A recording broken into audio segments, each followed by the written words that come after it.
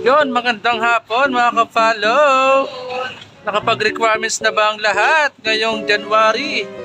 Ako wala pa kahit isa. Itong mga kapwa natin tayo sir, itong natin. Ito nakapag-requirements na ba ng kanilang mga medical? Del Monte, okay na ba requirements mo? Parang kay clearance pa lang. Kuya Green Cross, musta requirements? Okay lang pala to. Okay na? Pwede, sana all. Kuya Unilever, okay na ba yung requirements mo? Wala akong papasahin. Tayo tayo dyan. Kuya San Miguel, SMBI, okay na ba requirements mo? Wala pa rin kapalo, paano ba yan? Hanggang January 30 mo lang binigay sa aming palugit. Hanggang ngayon wala pa kami nakakuha. January 32, pwede. January 32 daw kapalo.